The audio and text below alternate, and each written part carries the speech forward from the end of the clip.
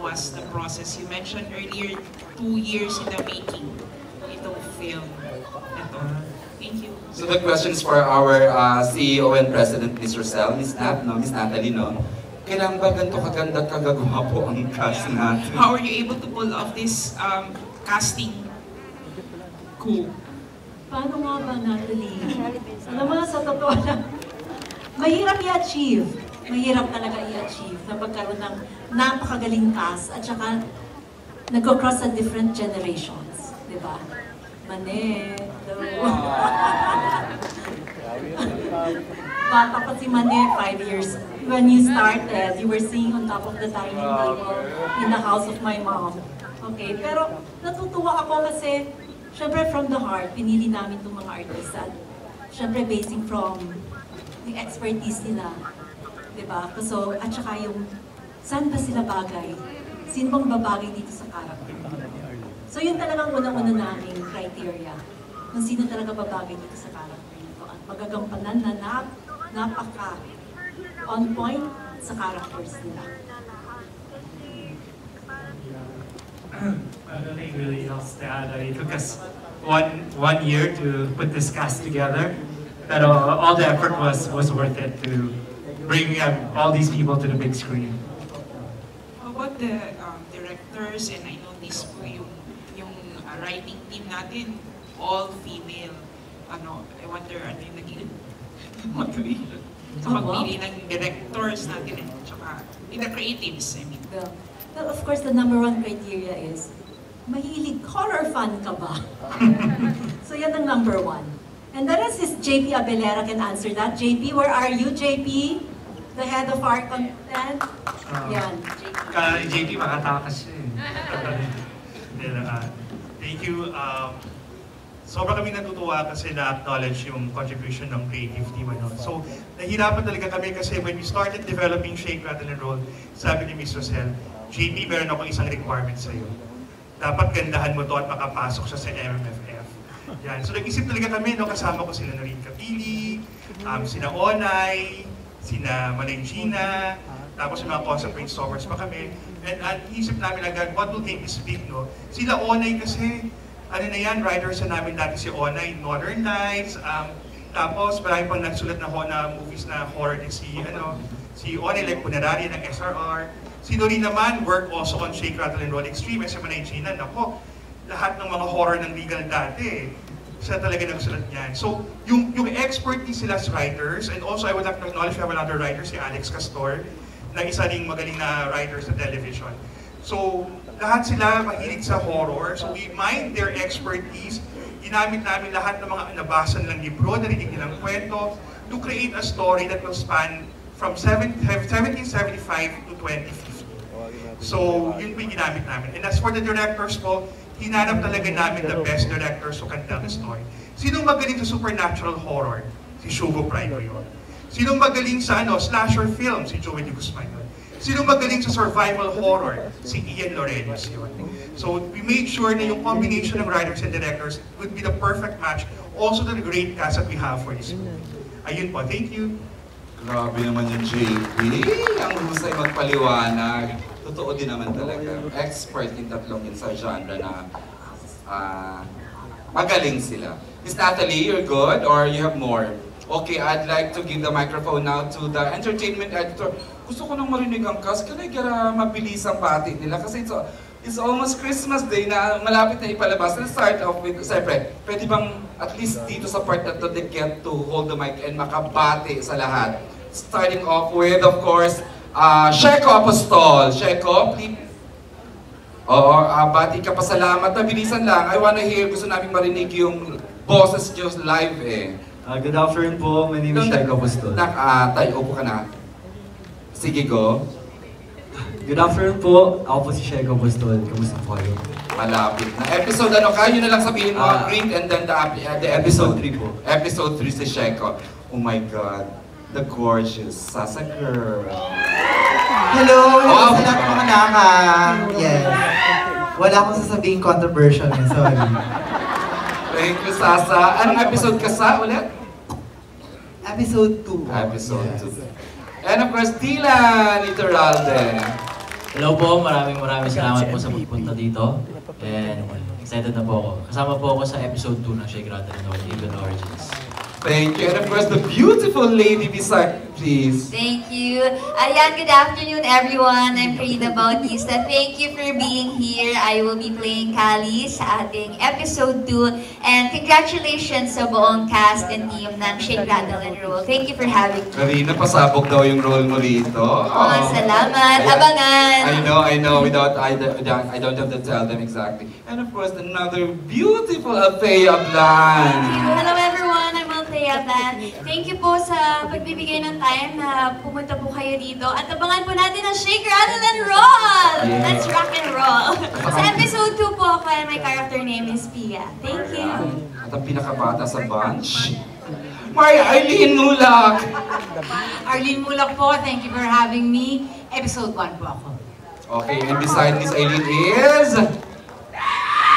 Magandang hapon sa inyo lahat. Ako po si Raven Go and I play the role of Bowman, episode 3. Asa Raven ba to? Oh, you look good today, Raven na. And the pretty girl beside you, please, is... Hello, I'm Sarah Edwards. I play the role Sarah. of Mia and episode 3, 2050. Maraming salamat sa paglaan nyo ng oras. Sabay-sabay po natin panoorin ang MMFF Shake, Rattle and Roll Evil Origins. Thank you, Sarah. And of course, Arcane Lagman. Yes, hello po everyone. So I'm Arkin. Thank you so much for being here, supporting the entirety of the Shake, Rattle and Roll cast. And before anything else, abangan po natin ang Shake, Rattle and Roll on December 25. Advance Merry Christmas po sa ating lahat! Yeah, thank you. And of course, next stand up si Lynn David. Hi, my name is Celine David po, and thank you all for coming, and I'll be playing Treyan, episode 3. Thank you. And of course, can we give to Matt Lozano? Hello po, magandang hapon po sa inyo lahat. Maraming salamat po dahil napagbigyan niyo po kami ng oras ngayon. At ako po ay gumaganap bilang si Dong ng episode 3. Alright, Miss... And of course, Stephanie! Maraming salamat po sa lahat ng mga kaibigan namin na media na nandito. Maraming salamat po, malaking tulong po ito sa buong production, sa Regal Entertainment at sa amin pong lahat. At yun po, thank you at sana yung mga katanungan mamaya masagot po namin. Yun po. And the beautiful Francine Diaz. Magandang hapon po sa inyong lahat at sa ating mga kaibigan mula sa press. Ako po si Teginito from episode 2 and excited po ako para sa ating lahat na mapanood ng Shake, Rattle and Roll Evil Origins ngayong Pasko. Thank you, Ching. And of course, Miss Carla Beliana! Magandang hapon po sa inyong lahat. Carla Beliana po, I play the role of Madre Clara. Sa unang episode po, 1775. Maraming salamat po sa inyong lahat na nagpunta ngayong hapon. Abangan niyo po December 25. Evil Origins po, Shake, Rattle and Roll. And of course... Good afternoon, everyone. I would like to acknowledge the presence of my mom, Miss Annabel Ramos here. My son Zion is also here. Sa lahat ng fans, sa lahat ng media, sa lahat na nandito ngayon, maraming salamat po. Sinamahan niyo kami sa grand media launch ng Evil Origins, Shake, Rattle and Roll. Let's shake, rattle, and roll this Christmas. Abangan niyo po ngayong Pasko. Ang pagbabalik ni Richard Gutierrez sa big screen. Congratulations, Chart. And of course, the iconic Manilyn Raiden. Thank you good afternoon po. After 10 years, nasa 51st Metro Manila Film Festival na ang Shake, Rattle and Roll. And for me, after 19 years. Ooh! Kaya eto na yun. Paninig na lang ako ng sigaw ninyo para sa mga takot kayo. Okay, sige. Ako muna sa direct ngayon. Takot kayo! Takot! Ayun na nga tayo. Thank you. And of course, the busiest actor nowadays, Dustin Yu! Hello everyone, good afternoon. Una sa lahat, gusto ko po magpasalamat sa mga media natin na patuloy tayong sinusuportahan. And of course, sa lahat ng bumubuo ng Shake, Rattle and Roll, from Mr. Cell, and sa lahat ng mga cast na kasama ko ngayon, maraming salamat. Then, at ako po dito ay si Rian, character ko po dito ay si Rian. At kapatid po sila Kuya Richard sa episode. Thank you so much. Grabe yung Richard, And of course, Ashley Ortega! Ashley! Hello po. Syempre, unang-una, thank you po sa ating mga kaibigan sa media who made time today. Thank you for helping us spread the word about Shake, Rattle, and Roll. Gusto ko rin magpasalamat sa Regal Film for making me part of this iconic show. At syempre, maraming salamat din po sa lahat ng mga fans na pumunta ngayon, nag-effort bumiyahe para makita yung mga idol nila. I love you too! Abangan niyo po ako sa episode 1. Ayun. Thanks, Ashley. And last but not least, Isabel Ortega! Yes, hello everybody! Magandang araw po. Thank you so much po sa pagpunta dito. And of course, sa press. Maraming salamat po sa suporta. And yes, what an honor to be a part of this film. So maraming salamat po. Ayan. Ayan, nakabati na ang lahat. Narinig na natin sila. Unfortunately, may mga cast na they should be part of this. Kaya lang, for some reason, hindi sila nakarating. But hopefully, we get to be with them in the future events ng Evil Origins. I'm sorry. Question, okay, as introduced kanina, I'd like to give the microphone to the entertainment editor ng Manila Bulletin, Tito Bobby Recantina. Hello, magandang hapon po. Kay Miss Rosel. Yes. Okay, Miss Rosel, once the movie is shown, of course yung current generation will be interested sa mga past movies ng Shake, Rattle, and Roll, which is, I understand, naka-16 na movies na po ba? Yes, 16. Okay. So, ito ba naka-upload lahat sa YouTube or ano po ba? Saan po mapapanood yung mga past movies? Okay, yeah. Nasa YouTube siya, and actually we had the Shake, Rattle, and Roll Marathon last October 31st. That was, it ran for like 36 hours straight, puro Shake, Rattle, and Roll. And it's still in YouTube, so pwede nilang mapanood. Restored na sila. Well, they're digital format siya. So, kung ano siya, 4x3, the time that we shot it. So there are some that are as is. Pero maganda pa naman siya. It retained its original scares. Yun naman ang after natin.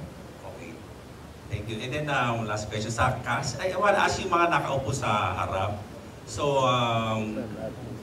of course, lahat kayo are fighting evil dito sa Shake, Rattle, and Roll. So, balik na rin naman natin. Halimbawa, bibigyan kayo ng chance na kayo naman ang magiging magpo-portray kayo ng isang horrifying character like Mangkukulam o si Sadako, Frankenstein, parang gano'n. Sinong peg ang gusto nyo gawin?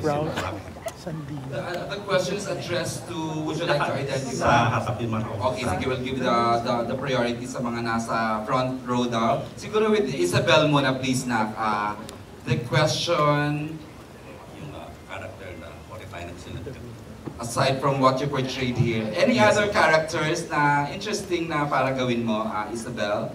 Well, I think mostly po siguro ilalapit ko na lang sa film, siguro from the other episodes kasi yun po, sobrang excited ako na makita kung ano yung mga stories ng present and future. So, naka-curious din ako kung ano siya, ako ano yung story at the same time. Kasi from what I know, I think, for example, kung kami po ay nasa episode 1, hindi pa po kasi namin talaga nakikita ko ano yung mga nasa ibang episode. So it's also very exciting to watch and to find out.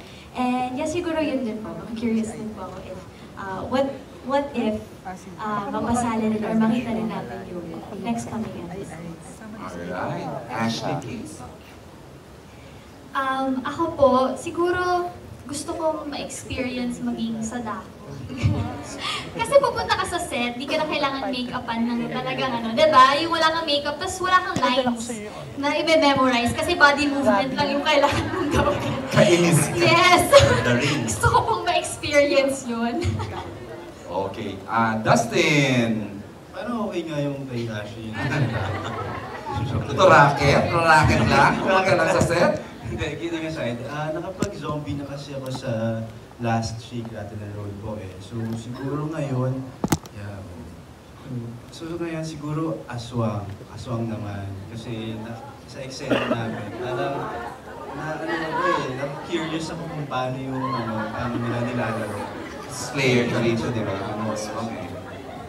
Miss Manilyn, over 3 decades ba? Meron ka pang gustong gawin? sa akin. We're here, Miss Mana, sa left side. Yung, Here. hello, Ito Bobby. Ito Bobby. Sa akin, possessed. Kasi siguro dahil unang-una nakakita na kasi ako ng totoong nangyari ganon. Opo, pero mapapatunayan mo rin na yung faith talaga at love sa family ang makakatalo talaga. Opo, kasi na-experience natin. Thanks, man. Matt Lozano, please. Any interesting character na gusto mo? Can we share the mic? Thank you, Sheko. Ito nasagot ko na to dati, pero gusto ko Pwede ulitin mo rin naman siguro ngayon. Hindi naman mas kasasama ng loob mo. Pangarap ko kasi talaga magkaroon ng karakter na, alam mo yun, very charming, pero ano pala siya. You are charming! Pero may pagkasay ko siguro, pangarap ko maging Leatherface. Thriller. Texas Chainsaw Massacre. Thank you, Matt. Seth! Meron ba? Nasagot mo last time, pero sige, ulitin natin ngayon. No, kung pwede pa tiyanak. Kainis yung pagkakasay. Tiyanak talaga. Hindi, gusto ko masubukan yung yung parang entity, evil entity na parang medyo possessed ka na, Naksh, Seth. Napailing si Chin kayo sa'yo kanina sa tiyanak. Go, Chin! Ako po, para powerful, mangkukulam naman ng para may power siya, tapos pwede siyang lumipad, pwede rin siyang mahati, so pwede siyang mapunta kung saan-saan. Yun po. You wanna be everywhere, Chin. Multitask. I know. Miss Carla Abellana, please. Ako po definitely a serial killer. Mahilig ako sa mga psychological thriller. Siguro isa sa mga most famous serial killers. Kung hindi man po babae, mala Ted Bundy man. Ay, no. Na-resolve ba yun? Yes, he's in jail. Kulong si Ted Bundy. Thank you, Miss Carla. And of course, Richard! Isang horrific character, siguro isang contractor. Hindi, joke lang. Contractor. Ilang Possessed. Yung nakakatakot talaga yung Punong-puno na talaga mga tao, no? Possessed yun. Possessed. Ng evil, spirit. Paano na-possessed ang gwapo? Richard. Siguro slasher din. Gusto ko rin yung mga slasher films, mga Mike Myers kind of thing na fan din ako ng slasher films and slasher. Pati yung mga serial killer na docus na pinapanood ko rin lahat. So, yeah, maybe one day, aside from the first I mentioned. Okay, we will let those in the back to answer that question. But before magsagot sila, Tito Bobby, incidentally, in as much as gusto niyang makasama si Richard and the rest of the cast members here, she couldn't because naka-lock in po siya for her teleserye taping. But we'd like to show you this via video. Please watch this. I'll play the role of Edwin. Of exorcism, so parang it would be interesting to portray a priest na sinabihan. Okay, Ayan, ako po kasi I already played the killer of MMK, so this time, I watched the first episode na trailer, so gusto ko naman ma-try maging nun. I feel like kasi super holy siya, pero parang may pagka-creepy. So maybe next time, or vampire if kakaibang creature naman. Kakaiba ang ganda mo ngayon, Karina.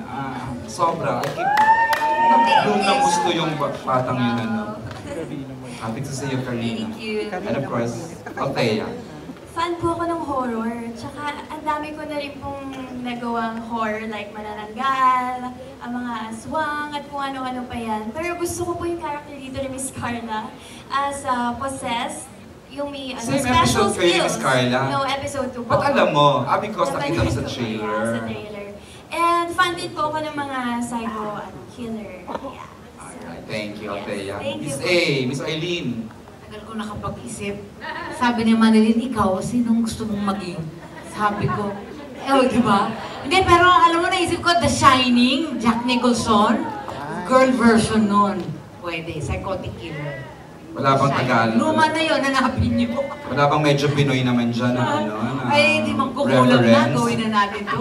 Mangkukulam na lang. Why not? Thank you. And of course, the Arkin. Raven!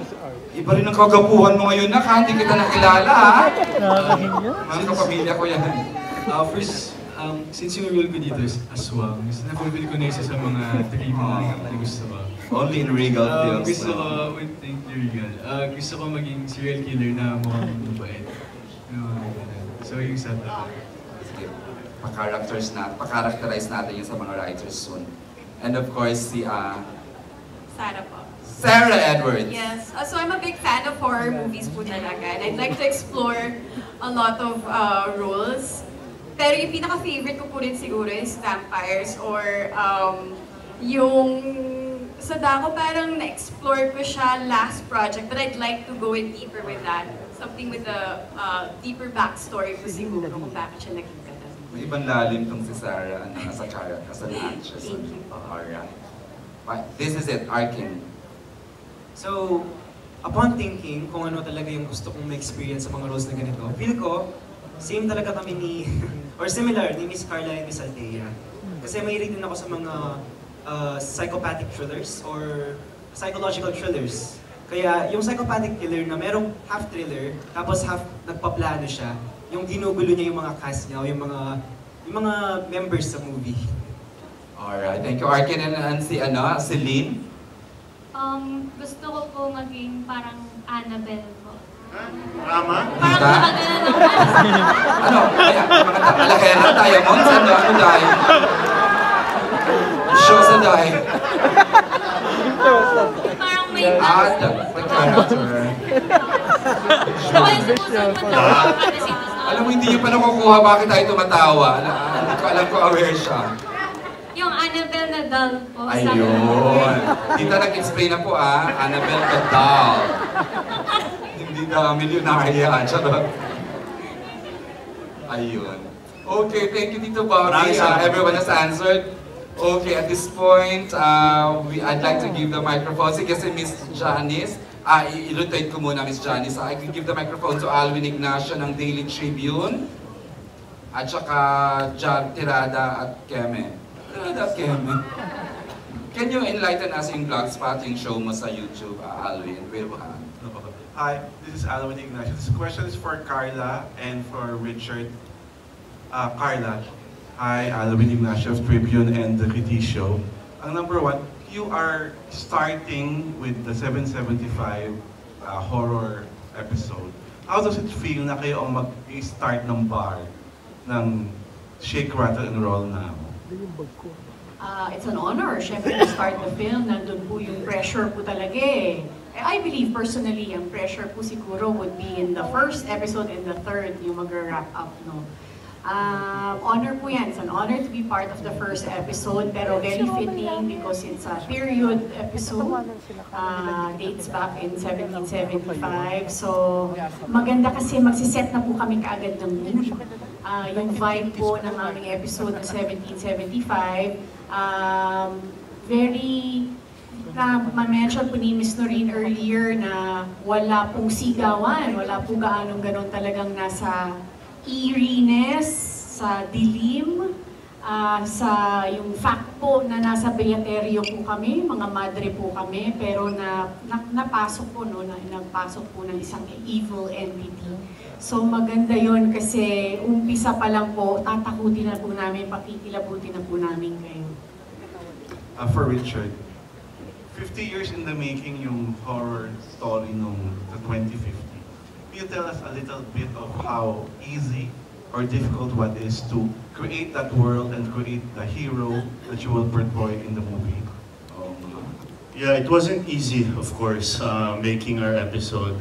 It was very challenging, not only for us actors, but also for everyone, the production team, especially the production designers, the art department. They did a good job of creating a world where everything is devastated. Tapos yung mundo kasi namin, wala nang halaga ang pera, wala nang halaga ang possessions.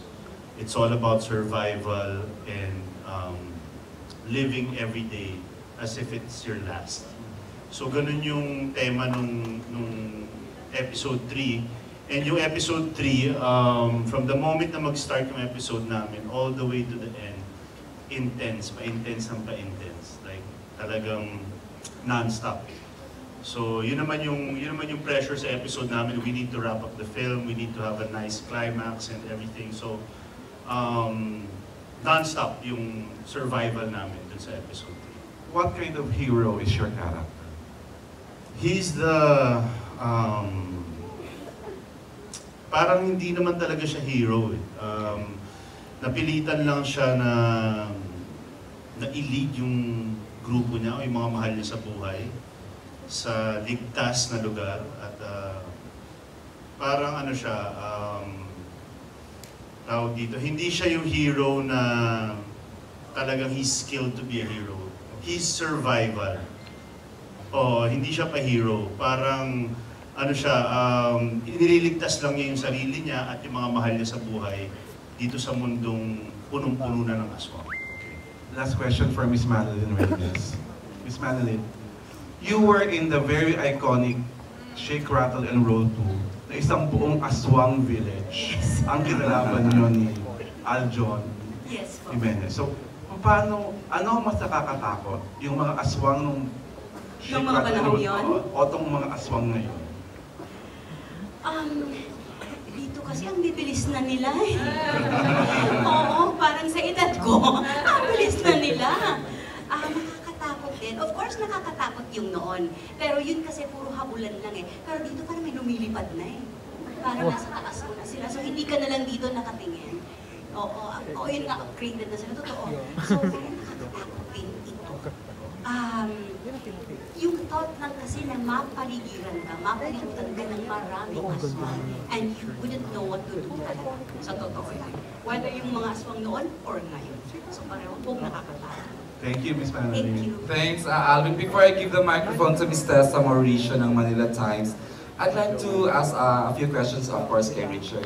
Chad, you here in the Year episode, you are reunited with your director in the phenomenal Incognito. How does it feel? May say ka ba sa pagkuha sa kanya to be your director in this episode, in your episode, Chad? Oh, it's an honor to be working with Direk Ian again. We did a good run for Incognito. He was our director one of our directors for Incognito. And it's an honor to be working with him. He's an actor's director. He knows what he wants. And he really guided us dito sa episode 3. And yeah, when I came on board dun sa project, Direk Ian was already there. So yeah, it's great to be working with Direk Ian and hopefully we can do more. Meant to be talagang gawin nyo to, no, Chard, no? Yun na Direk Ian. Direk Ian, would you like to say something? You are reunited with one of your lead actors in Incognito, correct? Okay, ayan, you're on. Actually, hindi lang si Richard. With Richard, actually pangatlong project na namin. Okay. Can you enlighten us with the other two? Ironheart kami, Incognito and this one. So parang bilis, no?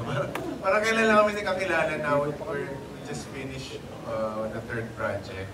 And overwhelming kasi we shot dito sa Baguio. Tapos, nakita ko kay Richard, meron kaming childhood picture na nagpa-picture ako sa kanya. Sa Baguio rin. Sabi ko, Richard, dito ako. Sabi niya, hindi niya alam si Raymond yun, to siya eh. Pero yun nga, parang, yun nga sabi mo, parang somehow, meron ding tulong ang universe sa pagtatagpo ng mga like-minded na tao na with the same wavelength. Ang saya kasi, si Richard very, collaborative siya in terms of creative, pati sa action scene na co-coordinate kami. Ayun, masaya. Sana nga sa future meron pa tayo. And actually si Dustin din, it's not our first time. Okay, ano yung una nyo with the... Sa Mano po series, Family Fortune, yun yung first blood niya sa acting. As in, doon siya unang nasabak. Tapos yung role niya ron very challenging kasi parang yung character niya parang may anxiety the whole series.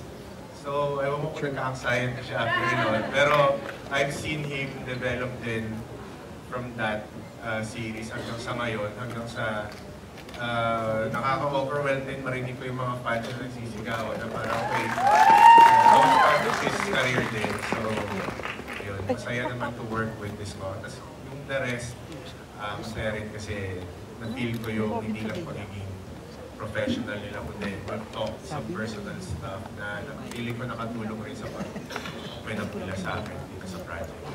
Alright, thank you, Direk Ian. I'd like to give the